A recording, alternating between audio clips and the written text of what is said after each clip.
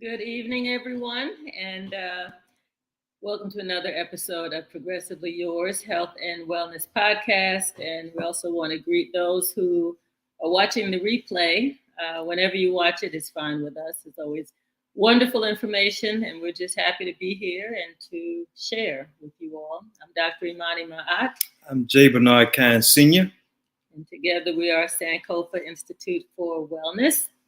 And as usual, we have a wonderful show lined up this evening. We've been having some really amazing guests lately, just very knowledgeable and just very caring, deeply caring. And so I think that is what sets apart a lot of our guests. That's a good point. I hadn't thought of that, but there has been a theme that everybody that has been on the show throughout, but definitely recently had that compassionate spirit of caring for the people with whom they care.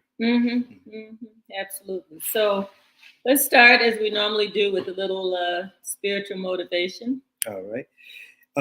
Welcome to join us. This is part of our tradition and ritual here on the podcast.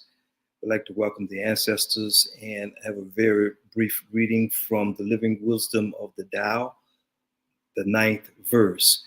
So I'd like to invite those of you who wish to participate, if you just slightly close your eyes, not all the way. Get comfortable where you're seated and take in 3 cleansing breaths in and out through your nose, deep and full.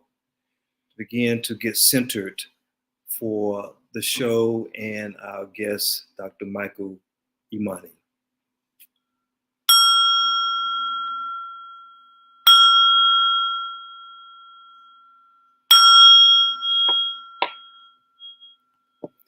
We give thanks to the ancestors for the opportunity of sharing in this forum once again. And may the ancestors cover us as we are here to learn and to grow and to heal within ourselves and through the words and the wisdom of he who shall share with us this afternoon, this evening, I should say. It is indeed for the ancestors. Ashe and Namaste. These words from the Living Wisdom of the Tao, 9th verse. When my cup is full, I stop pouring.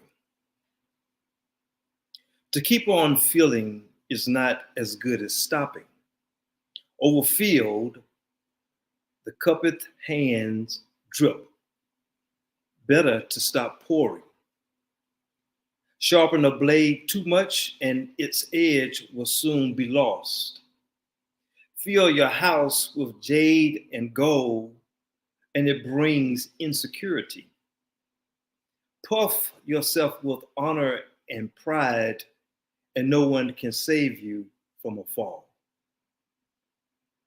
retire when the work is done.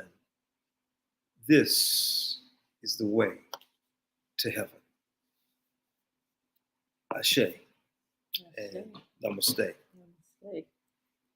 Thank you. Thank you. Whenever you read those verses, it just takes me to a real deep place, and I start thinking of all of what it means, the significance of it. But I like the fact the message of stopping. You know, you're in a good place, so it's okay to say I'm there. You know, and as opposed to overdoing it, and then you can kind of lose the value of what you've been building. I think that's what I got out of that piece anyway. Yeah, we're in a culture that thrives on us overachieving, keep pushing. If you go to other cultures, they have found ways to take time to relax and rest and rejuvenate, and then get back on whatever the purpose and the mission may be. That's true. So, all right. So I am going to introduce our wonderful guest, Dr. Imani. I like the sound of that, Dr. Imani. Yeah. I know. But before I do that, we're going to just show a little brief introduction to some a program. A lot of people are on this wellness journey, but they're also entrepreneurs. They're also trying to start businesses, and they're needing funding. And it's a constant conversation in our communities. Where do I get funding? My credit is jacked. What do I do? How do I start? So I came across a company that is working with providing loans for real estate as well as for business. And we're going to just show a little clip from that. If you want more information, I'll have my number going across the screen. You can follow up with me. There's that, and there's another little piece that I want to share. But let's look at Sequoia first. Hi, I'm Reese with Sequoia Lending. Based here in Maryland and serving clients nationwide, we're your go-to commercial lender. Our personalized care for each client, along with our unbeatable rates, makes us your top choice for financing services. Every loan scenario is different, but one thing remains the same. You can always count on Sequoia Lending for the best rates and terms available. At Sequoia Lending, it doesn't matter what kind of commercial property you're buying or refinancing. Office buildings, apartments, hotels, franchises, shopping centers, medical buildings, or any other property, we're going to get you the loan that's best for you and your unique situation. Our team works so that your loan experience is low stress, allowing you to focus on what's most important, your business. We promise that you won't find anyone who can give you more personal care and a more satisfying experience. And so I know they mentioned real estate, but they also have other products and other things that they're financing as well. There's a program that's dealing with electrical vehicle charging stations, and they're working very closely with them to help people to buy their own charging stations for their home or for their business or parking lot. So there's a lot that you can access them for, and they're not your typical lenders. So that's one reason I wanted to share them with our followers, our viewers. And so the other thing I want to mention, both Bernard and I have been involved with something that is really spectacular. Over the past few years, we've been looking at different forms of technology, quantum energy, things that help the body to heal naturally. And we have come across a really powerful program. They're called the Energy Enhancement System Centers. Dr. Sandra Michael she's done a lot of work, a lot of research over the past 30 years. It's nothing new.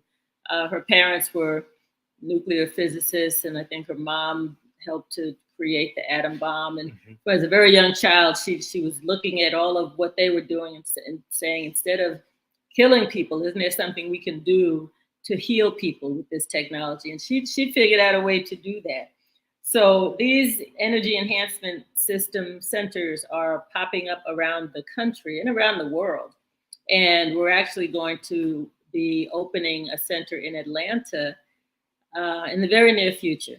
We were hoping to have it open by this past Saturday, but just schedules and installation, a lot of things have slowed down the process a little bit. But I want you all to know about the technology, about the centers. Picture a room that they look like television sets that are not working. So you've got vertical lines, horizontal lines going, and these panels are put around the room. And then as they kind of talk to each other from the different sides, they create proton energy. And in that energy field, we're seeing amazing things happening in terms of natural healing and the body just sort of fine-tuning itself. Mm-hmm. So, we don't use the healing word per se, but there have been lots of things shared. Maybe next week I'll have a short video about that. And if people are interested in learning about the EE Center Atlanta that's coming soon, you can contact me. You can also contact me for the Sequoia lending.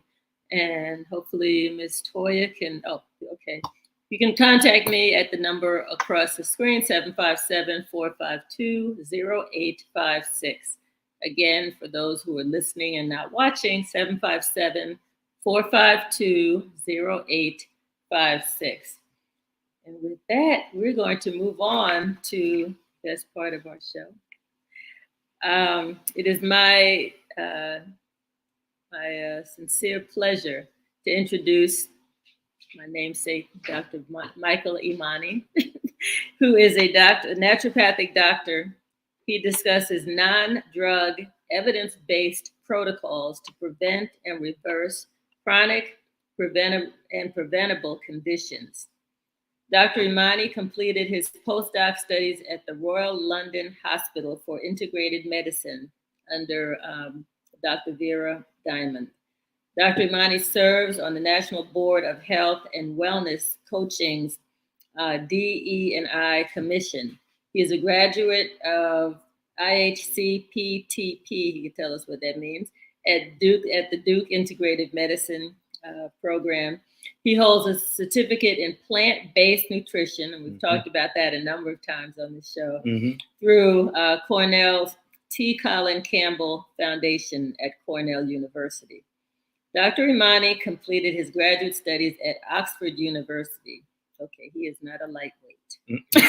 We will definitely tune in to what Dr. Imani has to share. And he wrote his dissertation on the use of SMS technology in remotely delivered weight loss protocols. I want to hear all about that. He earned an MBA. Dang, Dr. Imani. He earned an MBA at the York Business School.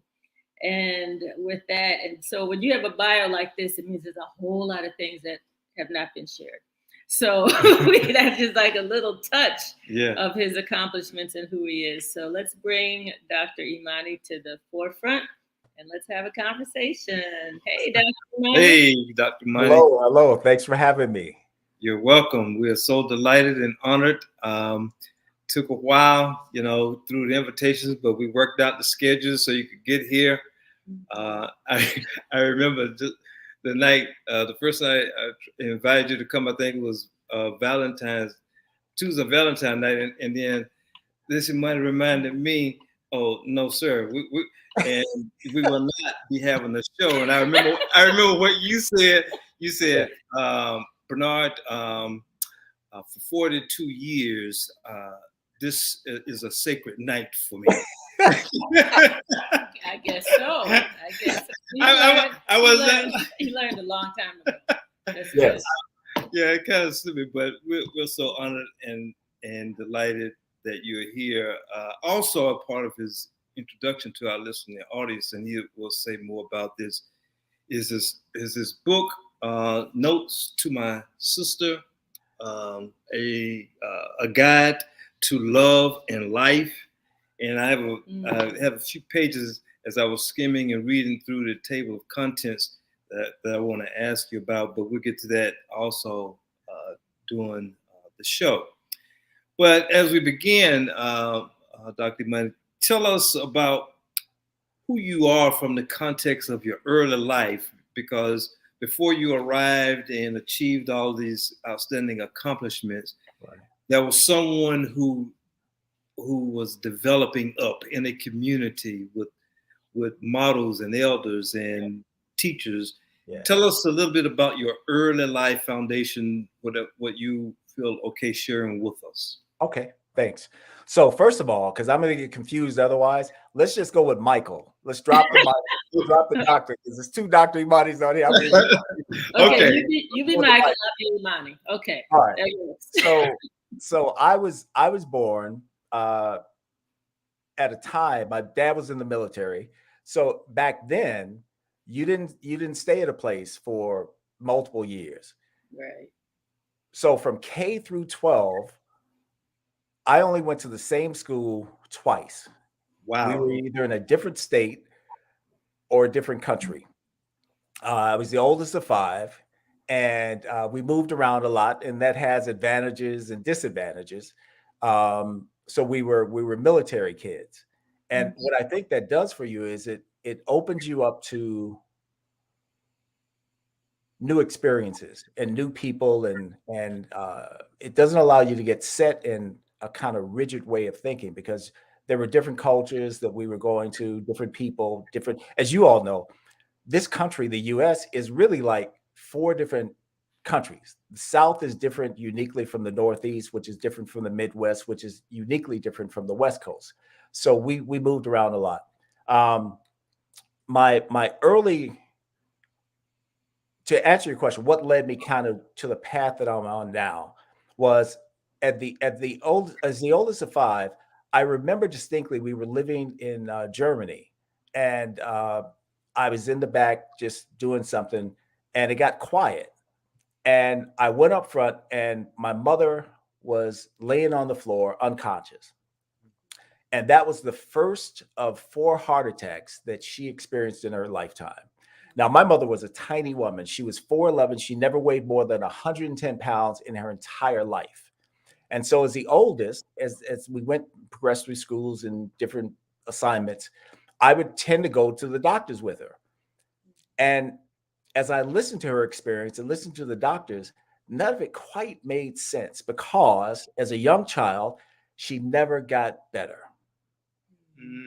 She never got better. But what I did notice was that the pill box always grew. So there were more meds to counter side effects of the other meds and whatnot.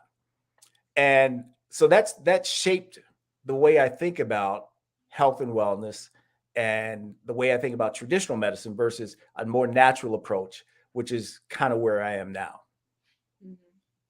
Oh, thank you. That's powerful story, which, you may have answered what I had written down, because I was curious who inspired you in your early life to pursue healthcare. But, just that story alone seems to have been a powerful motivator, even if not totally conscious at the time, unconsciously to springboard you toward naturopath and medicine. Is that right? Yes, that's correct. Yes. Because none of it never made sense. She never got better. Wow. She was vibrant, tiny woman. And I said, and she always had access to healthcare. So it wasn't the case that we find today. It wasn't a question of not having access. She always had access to the best specialists and everything. But the answers never appeared. She never reversed what we now know today is actually preventable and reversible. Right. Right.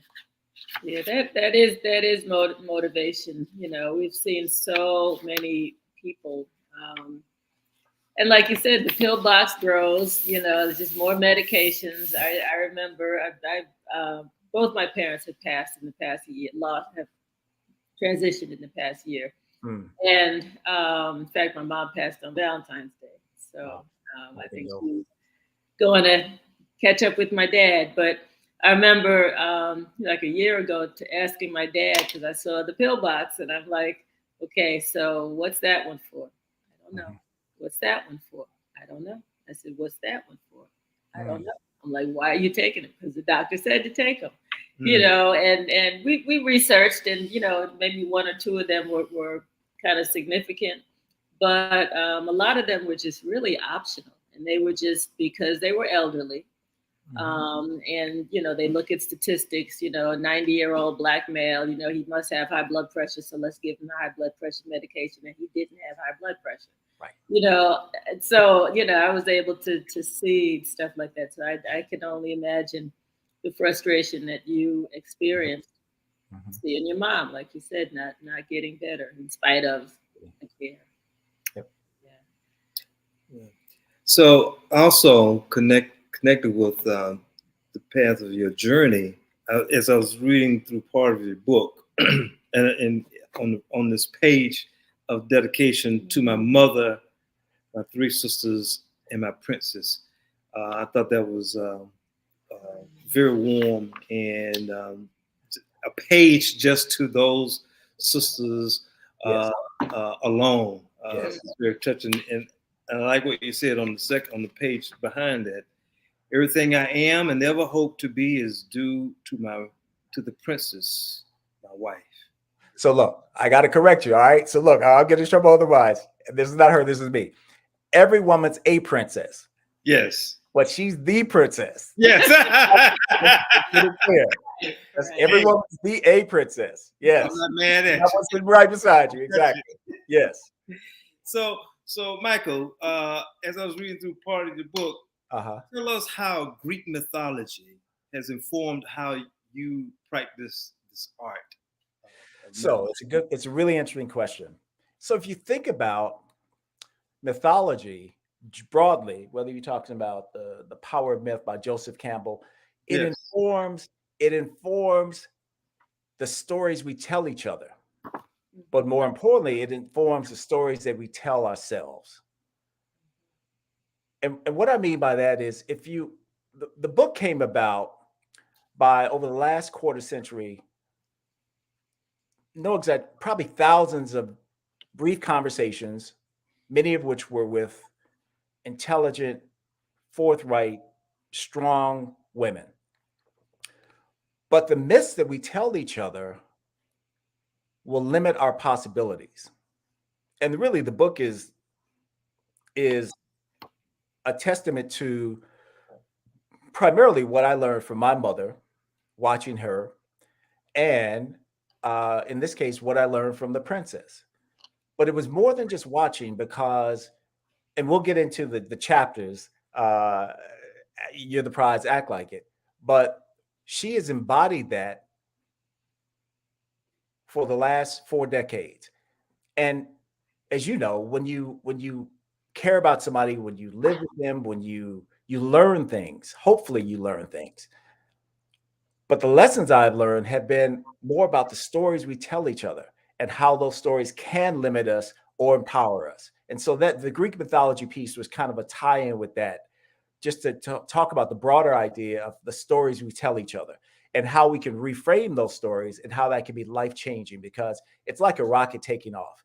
If you take off here, if you just shift 1 degree, when you end up at a far different place than you otherwise would be. So my life has been impacted by people that I've watched and tried to learn from, but most of all, the princess and how she's kind of conducted herself and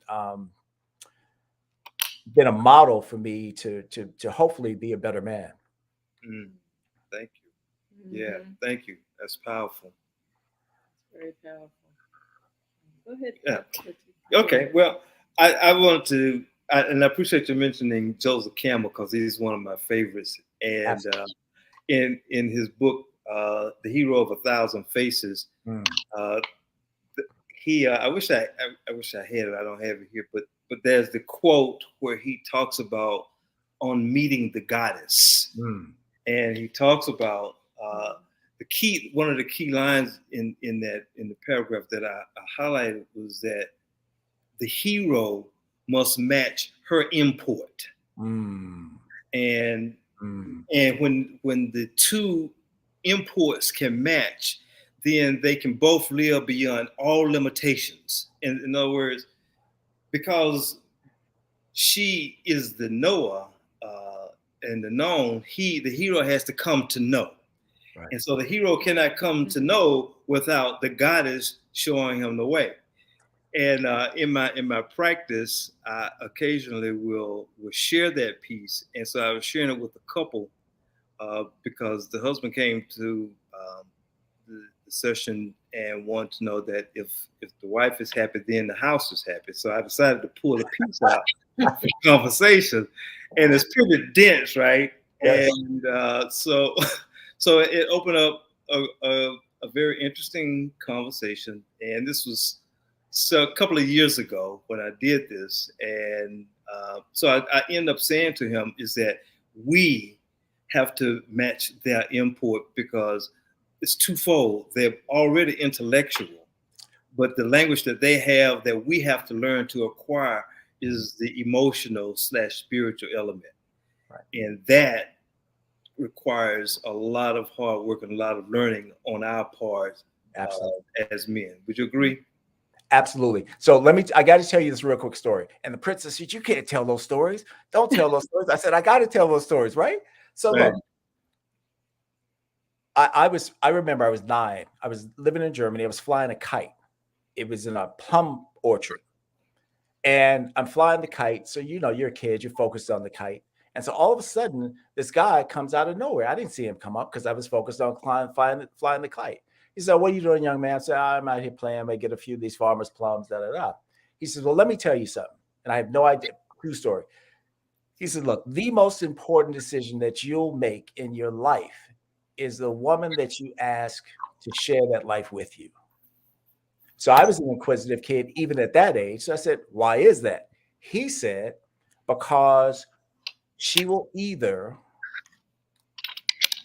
force you into making compromises, or she will insist that you stand up and be the guy that she bet on. True story. I love that story. Wow. That's a nice story. And I want to circle back a little bit to the Greek mythology and the stories we tell ourselves. When I think about health and wellness and, kind of my journey from, being around people, more of the allopathic approach to, health and wellness and gradually getting more and more excited about natural approaches to health and wellness. But you think of the stories that people tell each other, it's like, well, why don't you eat meat? Well, it's a healthier way to be. And, and I've chosen to, to do that. And, and then folks will say, one of those stories, well, you got to die from something. Right. Like, what about living for something as opposed to dying from something? There's so many little, anecdotal kind of stories around choices we make, right, and how we tell those stories over and over again so that they have meaning because we've assigned meaning to them, right? Absolutely. So I was wondering how the storytelling has impacted your work as a naturopathic practitioner. So you two, given your professional backgrounds, you'll be familiar probably with Dr. Milton Erickson. Yeah. I know. Yeah. Yes. So Erickson was he would tell his patients stories. They would come in and say, okay, Dr. Erickson, I've got X or I've got Y, I've got this diagnosis, da da da da da. And he would simply tell what are called therapeutic metaphors. And one of my favorite books is by Erickson, by Jay Haley, who wrote after Erickson died. He says, my voice will go with you. So there's a Native American proverb that said, tell me a fact and I'll learn. Tell me something, tell me the truth and I'll believe. But tell me a story and it will live in my heart forever. Powerful. Very powerful. Yes. So what happens is, as you two know, we live in a world now that's more complex, that demands more of our time and attention than ever before, whether we're 9 or 90. And so what I've tried to do is have conversations around therapeutic metaphors. And the framework that I use and have used is a solutions-based framework by Egan. So Egan was a genius, and he wanted to know really one thing, three things actually, because people come to you for solutions, they come to me for solutions. Mm-hmm. And how I get them there, they're less concerned about. And if it's through a story or through a conversation that feels like a metaphor, it sticks with people. It's always sticks with people. And that's why all of us can remember nursery rhymes when we were 4. Right. You get started, we'd all chime in because Mm-hmm. exactly. So they're useful, especially in terms of how the brain processes visual imagery and auditory language. So we've tried to use stories to wrap around evidence-based, non-drug, non-toxic things that people can actually improve, reverse conditions, or prevent conditions, Mm-hmm. right? And so just today, Dr. Imani, there's one of your colleagues at the University of Michigan, and I apologize for not having the name, but she's written a book called Weathering. And she's been doing this research for 40 years. And what the research says is, how can you explain racial disparities in healthcare outcomes? And her thesis is that when you're under constant stress, constant pressure,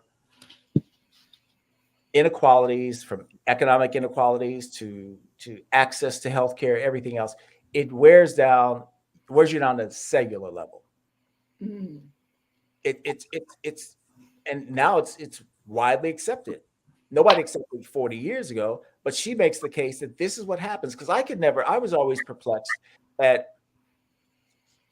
why these disparities in life outcomes and life expectancies are so out of whack. Mm-hmm. Now, I'm going to contact her. I'm going to ask her this question.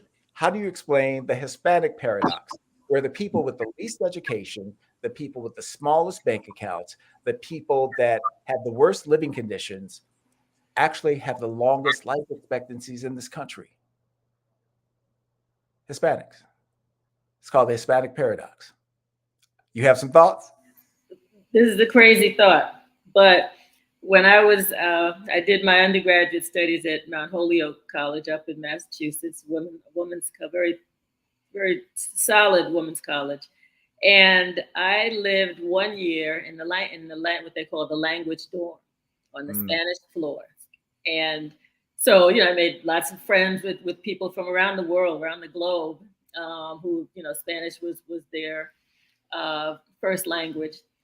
And so, I mean, this is silly, but we always had an occasion to have a party. Well, it's my grandmother's birthday on Friday, so we have to have a party on Friday, or today is my aunt so-and-so's, it's the day that she got married, so we would party, we would dance. I learned how to do salsa dancing and stuff.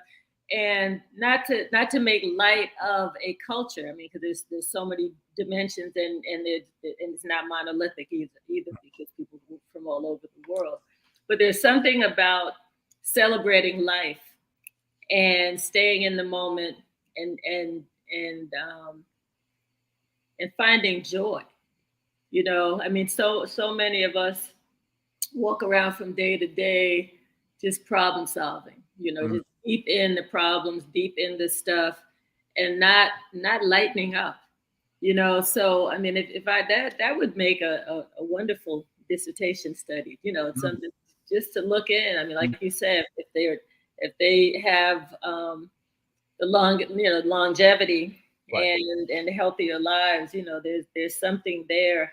I've always thought that people who live to 90s, 100s, whatever, you usually see them smiling, and it's like they're just happy, they're not all bent out of shape about what's going on in the news or what's going on down the street. They're just full of gratitude, if that makes sense. So it makes perfect sense. Yeah. So I think there may be something to that. Definitely something to that. I like. No, I was gonna say there is. So this research, the blue zones, where effectively they looked at 6 places around on planet Earth where people live multiple factors longer to 100 years of age than everybody else. And one of the things that they do, which is what you two did at the beginning of this broadcast, was they take a moment to find some spiritual practice. And researchers have found that accounts for 4 to 14 additional years of longevity. Wow. Significant. There's several factors, but that's the one that accounts for the most. Diet accounts for 4 years. So there are other factors, but these blue zones are unique. Okinawa, Nicoya Peninsula, Ikaria, Greece, Okinawa, Japan, and there's only one blue zone in the United States where people live an average of a full decade longer than the average American. One place, a small town in California. Really? What is the town? Loma Linda, California. I've heard. I remember working with people in Loma Linda. I knew you would. Exactly. So big healthcare infrastructure, but the town is predominated by Seventh-day Adventists. It's the home of Seventh-day Adventists. Interesting. Wow, didn't know that. Yes, the only blue zone in the United States. Yes, and diet and all these other factors where you have a strong social network, a strong religious, spiritual component. Diet is key. They're predominantly plant-based, but they live a full decade longer than every other American. It's amazing. Significant. What did the Mormons fall in that on that list? Well, there's not a blue zone in Utah. That answers the question. There's not a blue zone in Utah. There's only one in Loma Linda, California. Yes. Yeah. I found a piece that I was talking about. I'm gonna share it with you later because you're gonna love it.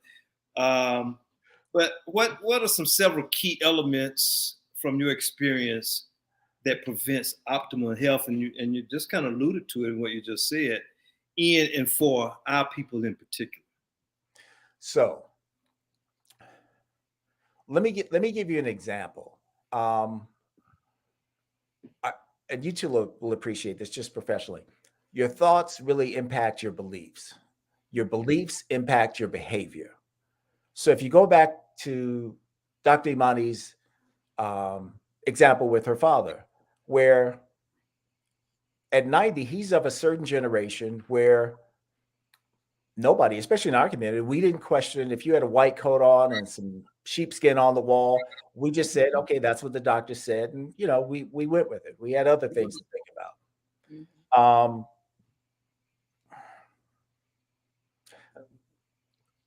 So the idea now today is medicine has lost part of its cachet. We don't believe like we used to. We're more critical. And my argument is part of what happened when pharmaceutical companies had to tell you what the side effects were for medications on the commercials. People began to think differently. They said, well, why would I trade off A for 1, 2, 3, 4, and 5? That didn't make sense. Right. So my argument when I talked to my MD friends, I said, look, all this stuff comes down to 3 things. And this happens in a millisecond, really 200 milliseconds. When you walk into your physician's office, people make an assessment based upon mirror neurons, whether they like you, whether they trust you, and whether they believe you share their values. So they've done research studies where essentially, and this is what we talk about, unconscious bias.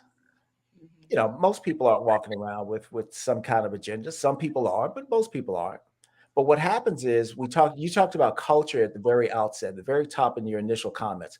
Culture is important because we've got a few seconds to communicate. I like you, I trust you, and I'm here to help you. And if we don't get that right, here's the amazing thing about that. They've got research studies which show if you like your physician, the medication that they prescribe and you take it will be effective. But if you don't like your physician, the same medication won't work as well. That's the power of this whole thing. We talked about the things we can't measure. You know, so much of the things that we're beginning to stick our toe in as a culture, society, are the things we can't measure. We may never be able to measure, right? We know from mirror neurons, this is solid research, and we know that matters. So being able to connect with people on a human level, is so important. You know, I make the case that, look, probably the leading thinker in organizational psychology is a guy named Edgar Schein. And Schein has these ideas called relationships levels. What Schein says is, look, from the beginning of time, when people were on the savannah in Africa, people were in caves in Europe, people understood one thing, because the relationship levels are three. One, it's either a power relationship.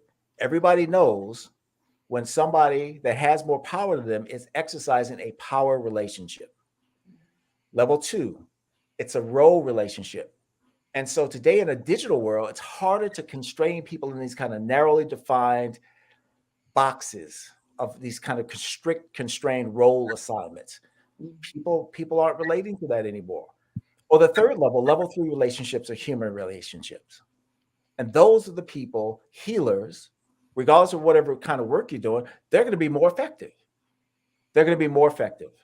So whether I like you, trust you, share your values, and because of mirror neurons that happen in a fraction of a second, I know if it's a power, role, or human relationship. And people always do better in human relationships. Yeah, you're so right. As a practicing psychotherapist, you know, now since COVID, I have to do both. Right. There's a market difference when I'm doing sessions online, even with people that I've been working with prior to the pandemic. Who want to continue to work via Zoom, as opposed to those who come into the office. I mean, you can just feel the connection of the human energy to the very point that, and those who come in, you know, they just move deeper, easier, faster, more effectively. You can't put a price on that almost human touch without physically touching. Right. Right. Yep. Makes a lot of sense. What are you most passionate about regarding the healing process for our people? So this relates to I'm gonna digress for 1 second real quick. So Charles Barkley was on 60 Minutes last night, and Barkley talked about the fact that his father left the family at 1, and it fueled him to this very day in some negative ways, but he's reconciled it now. He's worked through it. So in my life, in my mind, there should have been no, if we knew now what we knew then, my mother would probably still be alive. So I never want people, we're all going to join that fraternity at some point, but I never want people to join it a day before they have to. Right. Not one single day. So that's what fuels me. To try to talk to people about health and wellness and provide them safe, simple, sustainable solutions. And let me tie this whole piece in, that because we've covered a number of things, but I think the story will tie it in.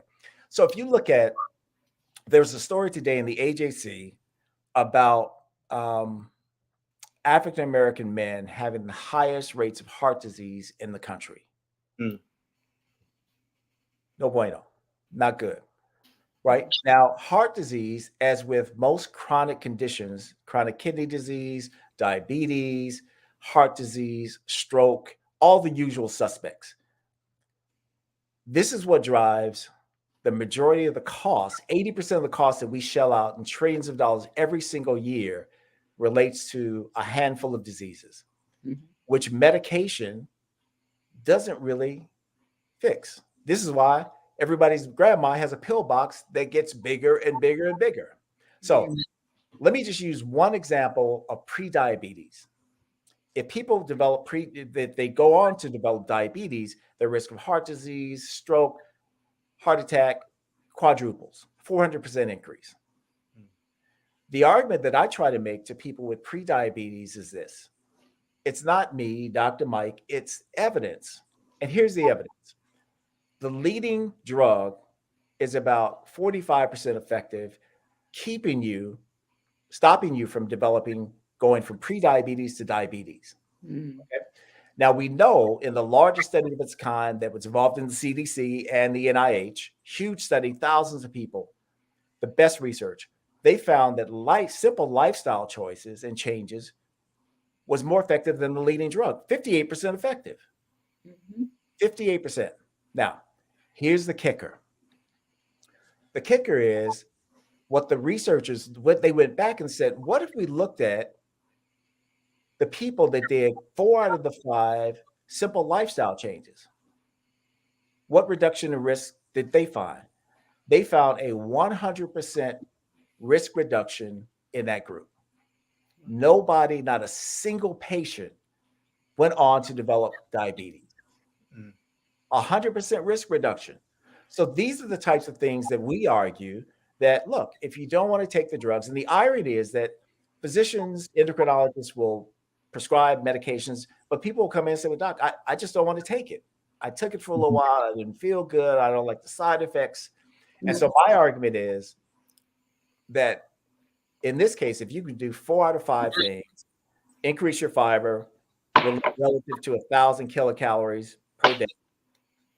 If you can move, even walking 150 minutes a week, if you can reduce your saturated fat intake to about 10%, and if you can do 1 or 2 other things, you have a 100% risk reduction from developing diabetes. Now, we've done it for years. And so in 90 days, people will say, oh, my A1C is below pre-diabetic level.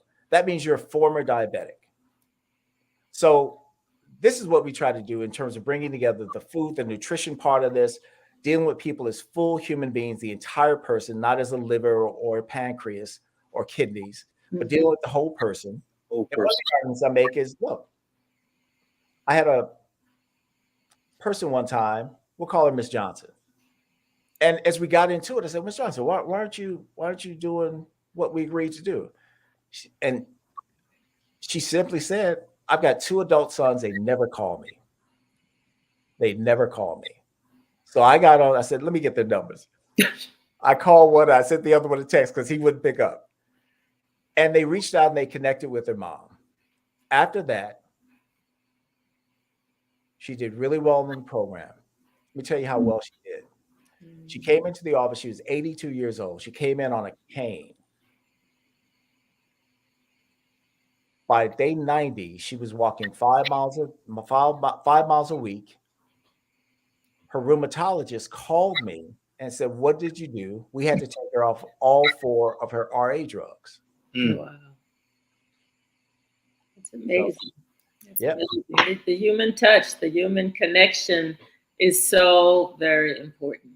It matters. It matters. It really does matter. And just giving people,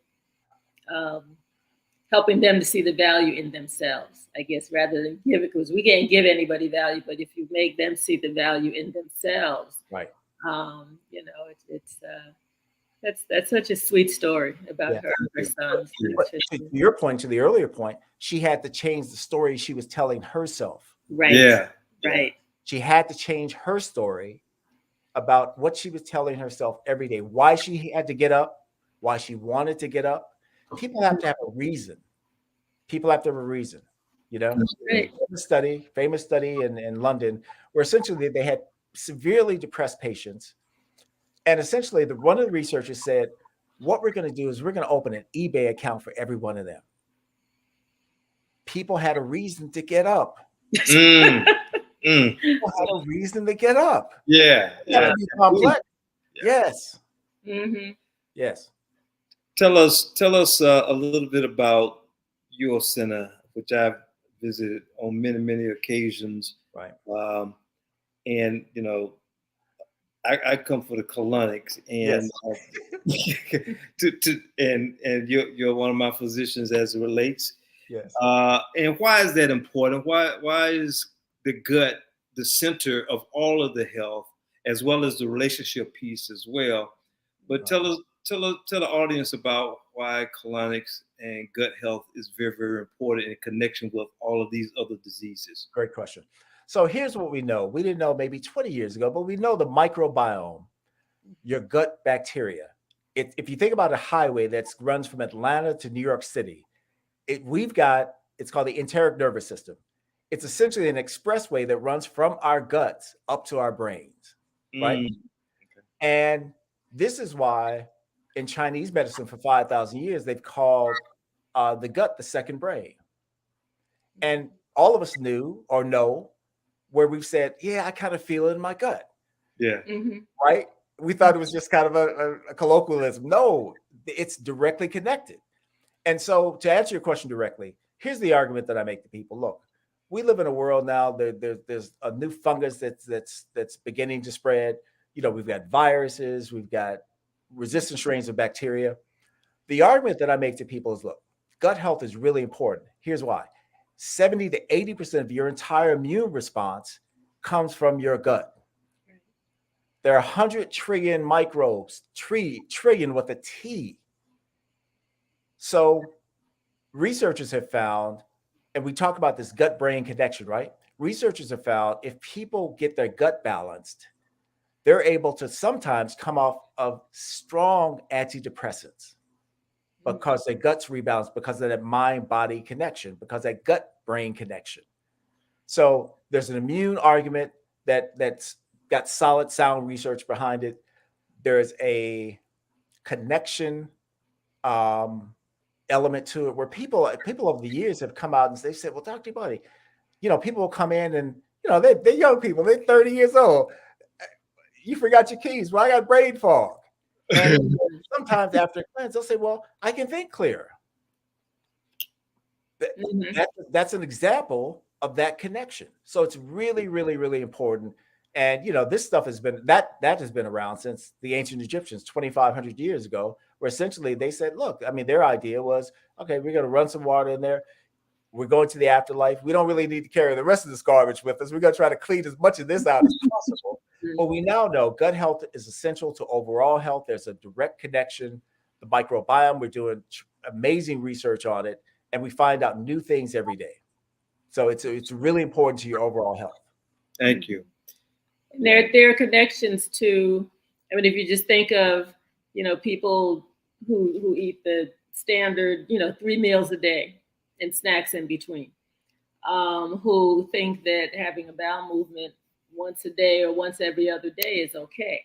But what's happening to all that other stuff, right, in there? So, one is that we're just eating too much, yes, but then not being held accountable for what happens to them. If our digestive systems are sluggish, that's where the techniques that you have, the colonics, the enemas, all of that is important. Yep. And talk a little bit about the process, gosh. We're always running out of time, so we got to go for another minute or two. I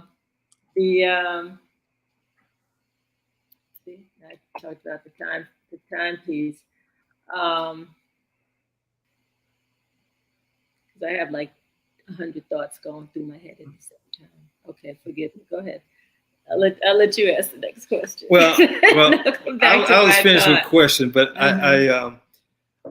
we'll come back to it at the end because we're going to pull your book up. But I wanted to share this with you, and since I had no idea that you would call out Campbell's name, I just want to share this especially with you, so you can play with this with the princess and have some conversation. But I'm gonna read it, and it's not that long, but it's for the audience. It is dense. It goes The Meeting with the Goddess, page 97 on The Hero with 1,000 Faces, written by Joseph Campbell. Woman, in the picture language of mythology, represents the totality of what can be known. The hero is the one who comes to know. As he progresses in the slow imitation of which is life, initiation which is life, the form of the goddess undergoes for him a series of transfigurations. She can never be greater than himself, though she can always promise more that he is yet capable of comprehending. She lures, she guides, she bids him burst his fetters. If he can match her import, the two, the knower and the known, will be released from every limitation. Woman is the guide of the sublime acme of sensuous adventure. By deficient eyes, she is reduced to inferior states. By the evil eye of ignorance, she is spellbound to the banality and ugliness. But she is redeemed by the eyes of understanding. The hero who can take her as she is without undue commotion, but with the kindness and the assurance she requires, not deserves, requires, is potentially the king, the incarnate God of not his, of her created world. I love that. That's a nice. All right. So look, I can't pick. Okay, so in anticipation to get my lighting right and everything for tonight's broadcast, right? I had to get a safe and I had to get a book to raise it up. So, so the camera would be at an appropriate angle. The book I have, and I can't pull it up, but literally it's Campbell's book that my computer is sitting on right now. Out of all the books I could have picked from 3,000 books downstairs, it's the one book that the computer literally is sitting on right this second. He's a bad dude. Wow. I'm just saying. Yeah. And I say is because his thoughts live on. The piece that I was blanking on was, and we probably have to have you back to talk about the importance of enzymes and probiotics and prebiotics and having that that natural balance to keep the gut healthy. But let me just say this real quickly. I'll be brief. Literally, 100 trillion microbes can literally shift from a pathogenic bad bacteria to a healthy, harmful, protective bacteria, the whole environment in 2 weeks. Wow. 100 trillion can shift, because here's why. The bacteria that eat steaks and burgers and all this stuff, they don't eat fiber and healthy foods. So literally, if we shift within 2 weeks, our entire microbiome can shift within 2 weeks. 2 weeks. 2 weeks. 2 weeks. Yes. That makes sense. Sense. To answer your question, Doc, my point about the probiotics, I'll say to people, look, Doc, if you're still eating steak and all this stuff, it's wasting money putting probiotics in there. So I don't want to sell them to you. Keep your money. What I do want you to do is make better choices. Think about how you can make that transition gradually so that you extend the possibility of a stronger, healthier, longer life. Right. Thank you. Good answer. Thank you so much for that. And we are out of time. We're going to have you back. So please lift up. There you go. Thank you. That's his book. Thank you. Dr. Imani, you want to say a word about the book before we sign off? Yeah, so here's what happens. What I tried to do is I was a subject matter expert in executive coaching at Georgia State's Business School for a couple of years in the early 2000s. And what I tried to do was provide access to the best research, the best frameworks, the best tools that executives would use to the reader of this book, and specifically females who might read this book, although we've got some guys who purchased the book. But what we've tried to do is say, look, women don't lack intelligence, guts. No, they oftentimes, my experience is sometimes they lack the tools, the frameworks to make the life that they deserve for themselves and they want, right? So I've never met any person, but in this case, any woman who needed an external person, possessions, stuff, things to be their whole self.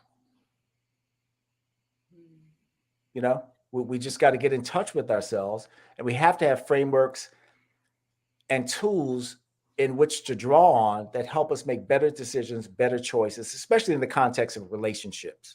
Right? So we didn't get into this, but what happens is when people fall in love, they got neurotransmitters that will make them less smart than they otherwise would be. That's why you get norepinephrine, and literally they fall in love. They say, "Oh, doc, I can't sleep. I'm skipping meals because brain chemistry is real." But we'll have to talk about that the next time. Yeah, we will. Yeah, absolutely. Thank you so much. Thank you so very much. Thank you so much spending this time with us. We will invite you back. Oh yeah, at some point, and we'll continue the discussion because there's a lot to discuss. I look forward to coming and visiting with you. Yep, I'll get back on the schedule soon. Yes, sir. I will. I had a moment that I was going to share, but I bring this back next week to our listening audience on some of the themes from my practice during the week. This week it was going to be lesson on self-compassion, which connected with what Dr. Imani was talking about, which is love of self. But I bring that back next week. Michael, thank you so very, very much.